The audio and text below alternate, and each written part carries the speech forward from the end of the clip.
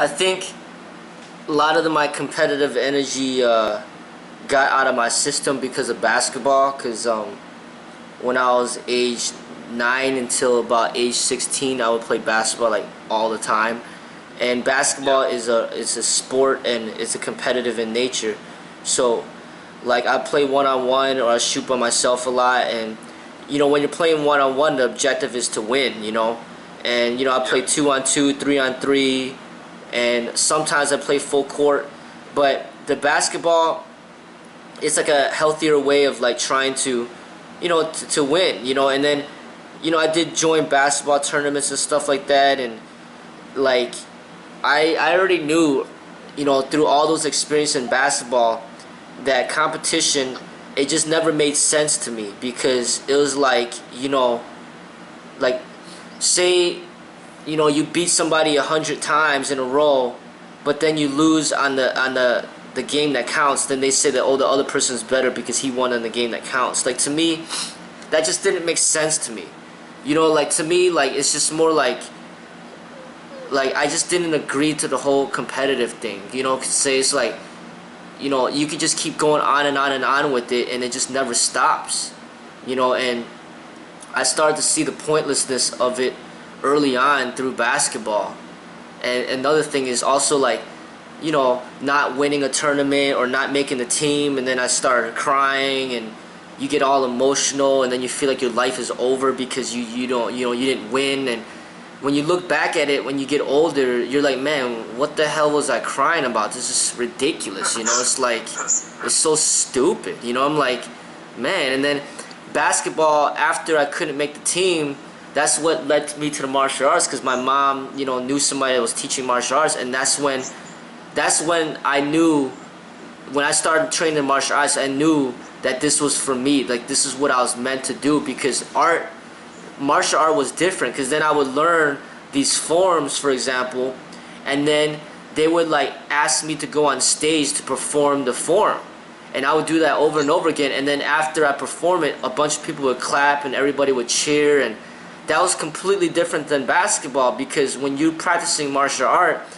there's nobody that you're competing with. Like, when you're just practicing a form, there's nobody even on the stage with you. It's just you by yourself, and you're just doing like a routine that you've been practicing over and over again. It's almost like dancing, and then you do it, and then people appreciate it. So it's almost like, it's like coming from a sport to like the martial arts is similar to me like being a singer or a dancer, where there's nobody but you, and you're just basically doing the best that you can.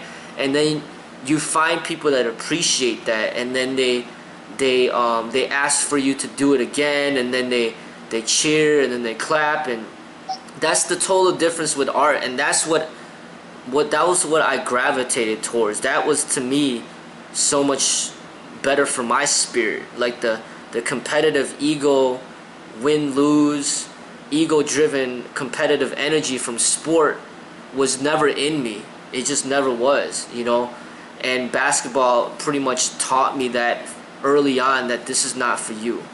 Like, you're not meant for this. So ever since then, after I stopped playing basketball, I've always headed towards the art, and I've never turned back.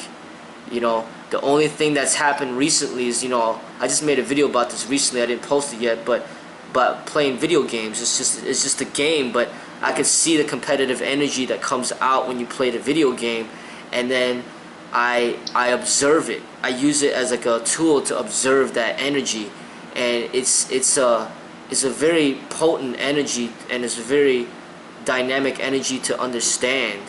But I see that competitiveness, you have to do it in a very wise way in order for it to benefit your health. If you don't do it wisely, it could really lead towards destruction, and possibly like the end of your life, or the end of somebody else's life, because you just don't know how to control this energy properly. Because I mean, you're talking about the martial arts, and this person's like, I'm stronger than you, I'll beat you up. And then, okay, say you beat him up, but then he's like, then he gets embarrassed and he can't handle it. He just comes back and shoots you, because that's what happens. That's the type of stuff that happens on the streets in Chicago. You know what I mean? Like, It's no fist fights. It's just gun fights, you know. And you really gotta put this energy in check, because the real world, they don't play games like that. You know, you disrespect them. You know, just like for me, you know, I make fun of people and I put it online. They could just come and kill me. They don't care about nothing. You know what I'm saying? Like, they don't like me, they'll just come kill me. That's just the reality of what it is out there. So then it's like you gotta learn to put that energy in check. Otherwise, it's gonna get you. You know.